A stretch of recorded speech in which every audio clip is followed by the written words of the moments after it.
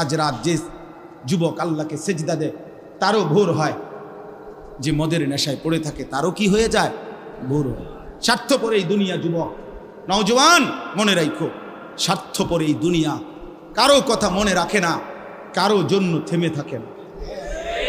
আমি এই পরশুদিন দেখছি, গতকালকের আগের দিন সকাল 6:30 বাজে আমি আমার বাজারে, ময়নামতি সাবের বাজার, ওইখানে দেখছি একটা হাইয়েস্ট গাড়ি একটা ট্রাকের মুখোমুখি হইয়া, হাইয়েস্ট গাড়িটার ড্রাইভারটা জাগাত তারে বাইরে করছে টাইম না হেসরাইয়া, কিছুক্ষণের মধ্যে লোকটা মারা গেছে। আমি একটা জিনিস খেয়াল করছি, অনেকক্ষণ তাকাইয়া আমার সাথে ড্রাইভারের আমি বললাম, কি স্বার্থপর এই দুনিয়া, একটা গাড়ি কেউ তার জন্য থামলো না, কারো হাতে সময় নাই, সবাই হরন দিয়া সাইড করে এমনে হেমনে করে সব চলে যায়, কোনো ড্রাইভারও থামে না বন্ধু, যে একটা লোক তো মরে গেছে, আরে মরে গেছে, তুই মরে গেছ, আমার হাতে সময় নাই। এই জন্য স্বার্থপর এই দুনিয়া, বড় স্বার্থপর, হয় কারো জন্য থামে না, কারো কথা অপেক্ষা করে না, চলতে তোমার কথা কেউ মনে রাখবে না। তুমি যদি নষ্ট হয়ে যাও, তুমি যদি কবরে আযাব হয়, তোমার যদি জাহান্নামের আগুন তোমারে পুড়তে হয়, আল্লাহর কসম বন্ধু, তোমার পতন তুমি করে দিলা, নিজেরে নষ্ট তুমি করে দিলা, শেষ পর্যন্ত দেখবা কেউ তোমার কথা মনে রাখবে না। এই পৃথিবী ধোঁকা, ধোঁকা, ধোঁকা। চলো এই জন্য আল্লাহর দিকে ফিরে আসি। ইল্লা মান তাবা ওয়া আমানা ওয়া আমিলা সালিহান, আল্লাহ বলে যে গুনাহ ছেড়ে দিয়ে তওবা করলো, আমি আল্লাহকে বিশ্বাস করলো এবং পুনরায় আবার নেকামল শুরু করে দিল, ফাউলাইকা ইয়াদখুলুনাল জান্নাহ, আমি আল্লাহ ওয়াদা দিলাম, আমি আল্লাহ তাদেরকে জান্নাতেই ঢুকায় দেব।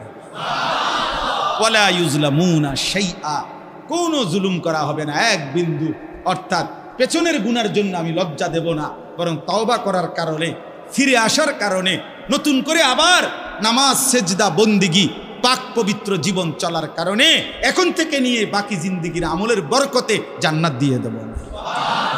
এই জন্য প্রিয় সন্তান, প্রিয় কিশোর, নওজোয়ান, যুবক, চলো ইনশাআল্লাহ বদলাইবার সিদ্ধান্ত নেই। সবাই এই পরিমাণ শাহওয়াত, এই পরিমাণ অবৈধ কামনা বাসনা, নারী ছবি, অশ্লীলতা, বেহায়াপনাতে মাতাল হয়ে গেছে বন্ধু, চারিদিকে, সমাজের চারিদিকে। হজ্জের সফরে ছিলাম, যে কয়দিন যাই খোঁজ খবর নিছি, দেশের খবর একটাই, হত্যা, খুন, ধর্ষণ, নারী নির্যাতন।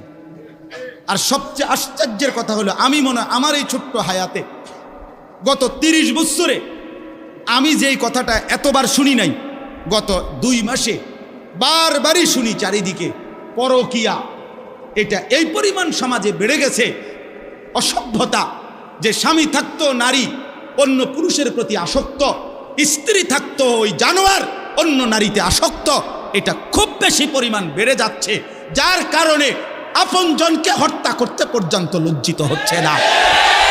এর চাইতে বড় আশ্চর্য, আশ্চর্য বাংলাদেশে এর চাইতে বড়, এর চাইতে দুর্ধর্ষ হত্যার ঘটনাও 2 দিনে কি হয়ে যায় খবর বোঝা যায়, কিন্তু এখানে কেন বোঝা যাচ্ছে না? বোঝা যাচ্ছে এটা স্পষ্ট, আপনজনের এটা ধামাচাপা দেওয়ার জন্য সব রকমের প্রসেসিং করা হচ্ছে, সব প্রসেসিং করা হচ্ছে।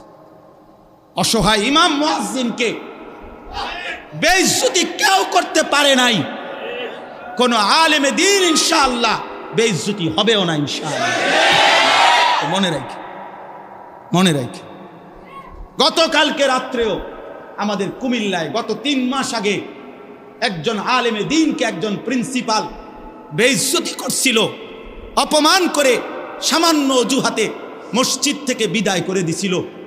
ওই কলেজের ছেলেরা গতকালকে রাত্রে ওই মসজিদের ভিতরে ঢুকাইয়া 9 ঘন্টা আটকাইয়া তারে, তার হাতে ছাত্রদের উপস্থিতিতে তারে পদত্যাগ পত্র দিয়া ঘাট ধরা কলেজ থেকে বের করে দিছে। আল্লাহ তাআলা বেইজ্জতি করে দেখায় দিছে। ছাত্ররা বলছে, স্যার সই দেন, আপনারে 50 টাকা দিব। মানে 50 টাকা, 100 টাকার লোভ সামলাইতে পারেন নাই, নেন পদত্যাগ পত্র, সই দেন। এই জন্য দোস্ত, নারীর আসক্তি, জিনা, বেবিচার, পরকীয়া, অসভ্যতা। যুবক ভাই, তোমরা বাঁচতে হবে। নওজোয়ান, আল্লাহ যদি হায়াত দেয় তোমগরে, আগামী সময়টা তোমরা তো পৃথিবীতে থাকতে হবে। এই সমাজ, এই দেশ তো আলাদা করতে পারতা না। তুমি তো এই জমিন ছেড়ে দিতে পারতা না বন্ধু। সম্পদ যদি হয়, তোমরা সব ছেলে তো একসাথে চাঁদের দেশে যাইতে পারতা না, আরেকখানে যাইতে পারতা না। এই সমাজ নিয়ে বাঁচতে হবে। এই দেশ, এই মাটি, এই এলাকা নিয়ে তো তোমাদেরকে বাঁচতে হবে ভাইয়া। তাহলে এই সমাজ যদি তোমরা এভাবে নষ্ট করে দাও, তোমরা যদি সবাই বেনামাজি হয়ে যাও, নারী, ছবি, মোবাইলের অস্থির দৃশ্য ছাড়া যদি তোমাদের রাত না কাটে, দিন না কাটে, আগামী 20 বছর তোমরা সমাজ, তোমার অঞ্চল, তোমার ঘর পরিবার নিরাপদ থাকবে কেমনে? বাঁচবা কেমনে? চলবা কেমনে? চলবা কেমনে? বলো ভাইয়া। 9 বছরের বাচ্চা মেয়ে যদি নিরাপত্তা না পায়, আমার সমাজ কি পরিমাণ অশান্ত হয়ে গেছে। হ্যাঁ, কেমনে বাঁচবা ভাই? তোমারও তো বোন আছে, তোমারও তো ছোট্ট বোন আছে, তোমারও তো ছোট বোন আছে, তোমার বোনেরও তো নিরাপত্তা দরকার।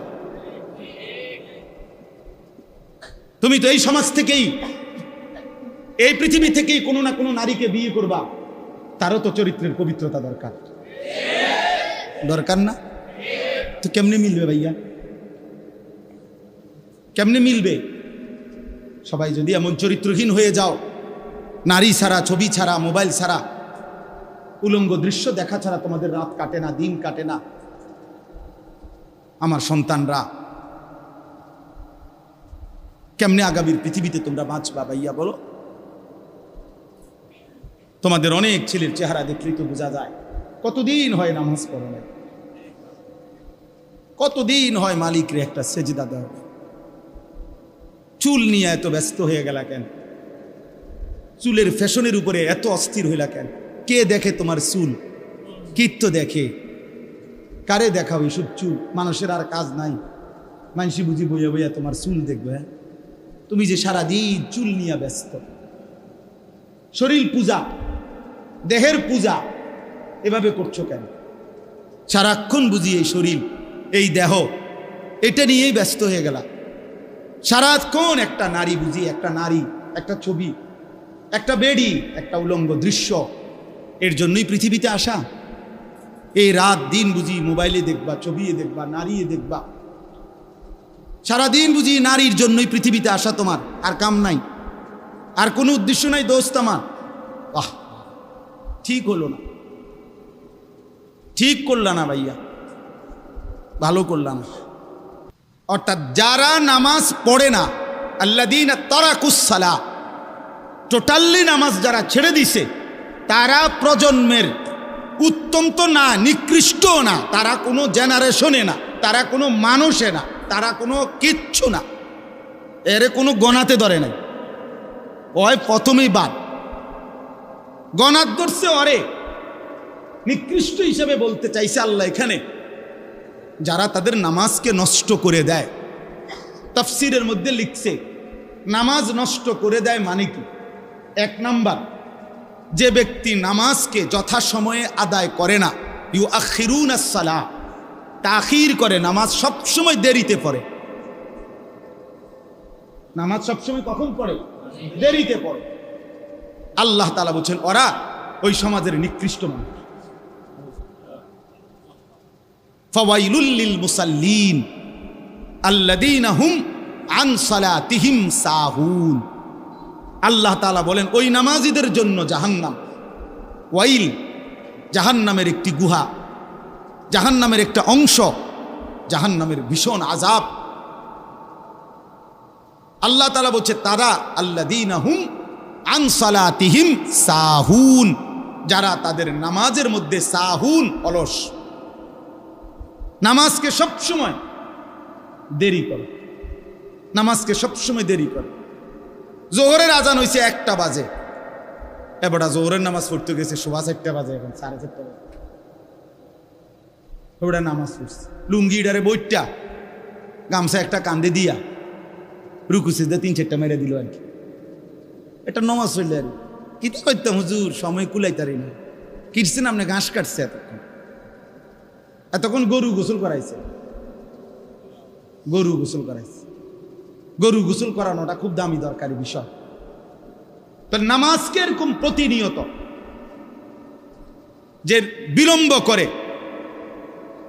বিলম্ব করে আল্লাহ তাআলার কোরআনের ভাষায় তারা নিকৃষ্ট মানুষ, নিকৃষ্ট মানুষ। আদাউস সালার অন্তর্ভুক্ত, আদাউস সালার অন্তর্ভুক্ত নামাজকে বিলম্ব করে। আচ্ছা, হাদিসের মধ্যে আছে, কোরআনেও আছে, যে ব্যক্তি নামাজে অবহেলা করে, আল্লাহর কসম, আল্লাহও বলছে, নবীজিও বলছে, সে মুনাফিক। ইন্নাল মুনাফিকিনা ইউখাদিউনা আল্লাহ ওয়া হুয়া খাদিউহুম ওয়া ইযা কামু ইলাস সালাতি কামু কুসালা। কোরআন শরীফে আল্লাহ মুনাফিকের 1 নম্বর পরিচয় বলছে, মুনাফিক সে যে নামাজ পড়ে অলসভাবে। নামাজ পড়ে কিভাবে? তাহলে নামাজ যে পড়ে না তার ব্যাপারে বলে না, কথা বলেন না কেন? তারে মুনাফিকও বলে নাই। তুই কোনো মানুষে না বেটা, তুই কোনো কাতারে নাই, তোর কোনো আলোচনাই নাই। আলোচনা ওই ব্যক্তিরে যে নামাজ পড়ে অলসভাবে, খামখেয়ালি করে। দাঁড়াইবার কথা 2 পায়ে, দাঁড়াইছে 1 পায়ে, এমনি বে, বুঝেন না? অলস নামাজের। রাসূলুল্লাহ সাল্লাল্লাহু আলাইহি সাল্লাম বলছেন, তিলকা সালাতুল মুনাফিক, ওই নামাজ মুনাফিকের নামাজ। ইয়ারকুবু হাত্তা তাগরুবা শামস, আসরের নামাজ না পড়ে যে অপেক্ষা করতেছে, অন্য কাজে ব্যস্ত আছে, এরই মধ্যে সূর্য ডুবে যাচ্ছে, সূর্য ডুবার কাছাকাছি। হাত্তা কানাত বাইনা কারনাই শয়তান, সূর্য ডুবার সময়ে শয়তান তার 2 শিং সূর্যের পাশে বাড়াইয়া দেয়। আল্লাহ নবী সাল্লাল্লাহু আলাইহি সাল্লাম বলেন, কামা ফানাক্কারা আরবাআন, সূর্য ডুবে যায়, এই সময় ওই আসরের নামাজের জন্য দাঁড়াইয়া 4 রাকাতে যেন 4টা ঠক্কর মারছে। লা ইয়াযকুরুল্লাহ ইল্লা কালিলা, ঠিক মতো তাসবিহগুলো নামাজের আদায় করে নাই। রাসূল বলছে 3 বার, ওইটা মুনাফিকের নামাজ, মুনাফিকের নামাজ, মুনাফিকের নামাজ, মুনাফিকের নামাজ। তোর মতো নিকৃষ্ট নির্লজ্জ বেহায়া আল্লাহর জমিনে তো কোনো কুত্তাও হয় না, কোনো কুত্তাও তো এরকম হইতে পারে না। কুত্তারও যদি আল্লাহ তাআলা সেজদার হুকুম দিত তো সে দিত, তাকে তো আল্লাহ সেজদার হুকুম দেয় নাই, এই জন্য সে সেজদা দেয় না। তুমি নাফরমানের তো আল্লাহ সেজদার হুকুম দিছিল, দিলে না কেন? তোমার তুলনা তো জানোয়ারের সাথেও হয় না। এই জন্য তো আল্লাহ বলছে বালহুম আদাল, ওই জানোয়ারের চাইতে নিকৃষ্ট। ওর উদাহরণ নাই, ওর তুলনা কুকুরের সাথেও না, ওর তুলনা শুকরের সাথেও না। আল্লাহর কোন সৃষ্টির অন্তর্ভুক্ত না। বলো মিয়া, এত বিবেকহীন কেমনে হইলা? আফা হাসিবতুম আন্নামা খালাকনাকুম আবাথান, কি ভেবেছো বান্দা আমি তোমাকে অনর্থক বানিয়েছি? তোমাকে আমি একদিন, আমি আল্লাহ 1 সেকেন্ডে চাইলে পারি, কুন ফায়াকুন, আমি হও বললেই হয়ে যায়। সেই আমি 9 মাস কেন লাগাইলাম? 9 মাস লাগাইলাম। আরে বলো কি বান্দা, নিজ হাতে খালাকতুহু বিয়াদিয়া, আল্লাহ বলেন আমি আমার নিজ কুদরতি হাতে আমার বান্দাকে আমি বানাইছি, আমি বানাইছি বড় যত্ন করে। 1 ফোঁটা নাপাক পানির মধ্যে এত চমৎকার ডিজাইন পৃথিবীর কেউ কল্পনাও করতে পারে না। ইন্না খালাকনাল ইনসানা মিন নুতফাতিন আমশাজ, বীর্যের 1 ফোঁটা থেকে আমি আল্লাহ তাআলা মানুষকে বানিয়েছি। এত সুন্দর চমৎকার নাক কান ডিজাইন। কোন পানির 1 ফোঁটার উপরে, 1 ফোঁটা পানির মধ্যে কেউ কোনো ডিজাইন করুক, কি দিয়ে করবে? পানির উপরে ডিজাইন করে কেমনে? আবার রব্বুল আলামিন বলে সেই পানির নাপাক ফোঁটা দুর্গন্ধযুক্ত, আমি তার মধ্যে এমন সুন্দর একটা ডিজাইন করেছি।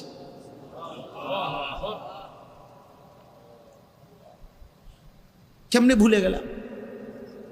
মা গাররাকা বিরাব্বিকাল কারীম, আমার মতো মেহেরবান দয়ালু মাওলা 24 ঘন্টা যে তোমাকে অজস্র অগণিত নিয়ামত দিচ্ছি, এই আসমান জমিন, এই চাঁদ সূরজ আলো বাতাস, 1 সেকেন্ড বান্দা এই বাতাস বন্ধ করে দিলে তুমি নিশ্চিহ্ন হয়ে যাবা। তুমি এই পৃথিবীতে নিঃশ্বাস ত্যাগ করে মৃত্যুবরণ করবা। একটা নিঃশ্বাসের জন্য তুমি এতটা মুখাপেক্ষী আমি আল্লাহর কাছে, সেই আমাকে একটা সিজদা দিবা না? সেই আমাকে একবারও ডাকবা না? আফসোসের ভাই, এই পৃথিবীর কারো ভাবনা যদি আমি নাও ভাবি, কমপক্ষে নিজেকে নিয়ে ভাবা, এতটুকু প্রত্যেকের উচিত। নিজেকে ভুলে যাওয়া, নিজেকে হারিয়ে ফেলা, আত্মভোলা হয়ে যাওয়া, এটার চাইতে বড় অভিশাপ, লানত আর কিছু হইতে পারে। আমি নিজেই চিনলাম না, বুঝলামই না আমি যে আমি আসলে কে, কোত্থেকে আসলাম, কে আমাকে পাঠাইলেন, কেন আসলাম। দিন রাত 24 ঘন্টা আমি যা করছি আসলে এটাই আমার দায়িত্ব ছিল কিনা, যিনি আমাকে সৃষ্টি করেছেন তিনি আমার জন্য কি বললেন, আমি যা করছি তিনি তা চাচ্ছেন কিনা, এদূর বোঝাপড়া মনের সাথে বিবেকের সাথে, এতটুকু বোঝাপড়া যার নাই, এই আসলে মানুষ ইনসান হওয়ার যোগ্য। কোরআনুল কারীমের মধ্যে আল্লাহ তাআলা বলছেন, জানোয়ার, মানুষরূপী জানোয়ারের পরিচয় আল্লাহ বলছেন যে মানুষ অথচ মূলত জানোয়ার। কে? আল্লাহ বলছে যাদের দিল আছে কিন্তু কিছুই বোঝে না, চোখ আছে কিছুই দেখে না, কান আছে শোনে না। তার মানে অন্য কথা তো শুনে, আল্লাহর কথা শুনে, অন্য কিছু তো দেখে কিন্তু আল্লাহ তাআলার কুদরত দেখে না, অন্য কিছু তো ভাবে কিন্তু আল্লাহকে নিয়ে ভাবে না। এই তিনটা বিষয় যাদের, আল্লাহ তাআলা কোরআনুল কারীমে তাদেরকে বলছেন উলাইকা কাল আনআম, এরা জানোয়ারের মতো, চতুষ্পদ জন্তু। আনআম মানে চতুষ্পদ জন্তু, গরু ছাগল কুকুর বিড়াল এগুলা। আল্লাহ তাআলা বলেন যদি বলো জানোয়ার তাইলেও মানায় না, বরং তার চাইতে নিচে বল, বালহুম আদাল, বরং এর চাইতে নিকৃষ্ট, অর্থাৎ জানোয়ারও না, এটার কোনো পরিচয়ই নাই। মানুষও না, ছাগলও না, মানুষও না, গরুও না, কুকুরও না, বিড়ালও না। উল্লেখ করার মতো কোনো শাই বস্তুই নাই যে আল্লাহ চেনে না, যে আল্লাহকে নিয়ে ভাবে না,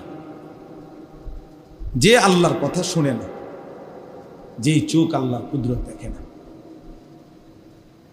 এই জন্য দোস্ত, আত্ম উপলব্ধি এতটুকু অনেক বড় সম্পদ। নিজে নিজে ভাবা আর কি, নিজেকে নিয়ে এতটুকু যার মধ্যে নাই, কি করতেছে, কি খাচ্ছে, কি করছে, যখন যা মন চায়, এটার কোনো আসলে সুস্থ স্বাভাবিক মানুষ না। কোরআনুল কারীমের মধ্যে আছে, আল্লাহ তাআলা বলেন ওয়ালা তাকুনু কাল্লাযীনা নাসুল্লাহা ফাআনসাহুম আনফুসাহুম। আল্লাহ তাআলা বলেন, মুমিন ইমানদার বান্দা, তোমরা আমাকে এই পরিমাণ ভুলে যেও না, যদি বেশি দিন ভুলে থাকো, ফাআনসাহুম আনফুসাহুম, একদিন আমি আল্লাহই তোমার নিজেকে তোমার থেকে ভুলাই দেব। ফাআনসাহুম আনফুসাহুম, নিজের পরিচয়, তোমার উপলব্ধি তোমার থেকে আমি ভুলাই দেব। তোমার নিজের প্রতিও তখন তোমার কোনো অনুভূতি আসবে যে হ্যাঁ, আমি আমার নিজের কি করতেছি, আমি আমাকে কি করছি। ছোট্ট মাসুম বাচ্চা, আমার এক ছোট ভাই একবার ছোট থাকতে আমরা দেখছিলাম, এবার আমার মাই দেখছিল, সে ছোট অবুঝ। তো ছোট থাকতে ছোট্ট সাপের বাচ্চা, তার পিচ্ছি, এইটারে নিজে নিজে কাঠি দিয়া এমনি এমনি বাইরে যেতেছিল। হঠাৎ দেখে আমরা লাভ দিয়া মা তারে সরাইছে। তো অবুঝ বাচ্চা বুঝতেছে না যে সে কি নিয়ে খেলতেছে। তো অনেক ছেলে, তোমরা কিশোর যুবক, তোমরা নিজেই বোঝো না তুমি আসলে তোমার এই নিয়ে কি করছো, তোমার জীবনটা তুমি কি করতেছ। দিন রাতে 24 ঘন্টা কেমনে পার হইতেছে, কি করতেছ, কি তোমার গন্তব্য, কি তোমার করণীয়, কি করণীয় তোমার, কি উচিত ছিল, না কেউ তোমারে শিখাইলো, না তুমি কিছু বুঝলা। তাই এই জন্য দোস্ত, ইসলাহি মজলিসের মূল ফিকির ইসলাহে নফস, নিজের সংশোধন, নিজের সংশোধন মূল চাহিদায়। আমরা যে ছোট ছোট মাহফিলগুলো করি, মসজিদ ভিত্তিক, মাদ্রাসা ভিত্তিক, এই প্রচণ্ড গরম অথবা বৃষ্টি, এরপরেও প্রতিদিন মাহফিলে যাই। এই ইসলাহি মসজিদ যেগুলারে আমরা বলি, এগুলার মূল মাকসাদই হলো ইসলাহে নফস, ব্যক্তির নিজেকে সংশোধন, আত্মসংশোধন, আত্মশুদ্ধি, নিজের পরিবর্তন, নিজের উপলব্ধি জাগানো, বিবেক জাগানো। ইয়া আইয়ুহাল্লাযীনা আমানু আলাইকুম আনফুসাকুম, কোরআনুল কারীমের মধ্যে আছে, আল্লাহ তাআলা বলেন, হে ঈমানদারগণ, তোমরা সকলেই, প্রত্যেকেই নিজেকে মজবুতভাবে আঁকড়িয়ে ধরো। আলজিমু আনফুসাকুম, তোমাকে তুমি ধরো, তোমাকে তুমি ধরো। আল্লাহ বলছে তোমাকে তুমি ধরো। আর কিছু করতে না পারো, নিজেরে নষ্ট করো না, নিজেরে বরবাদ করো না। ওয়ালা তুলকু বিআইদিকুম ইলা তাহলুকা, কোরআনুল কারীমে আল্লাহ তাআলা বলছে, বান্দা নিজেকে নিজে ধ্বংসের দিকে ঠেলে দিও না।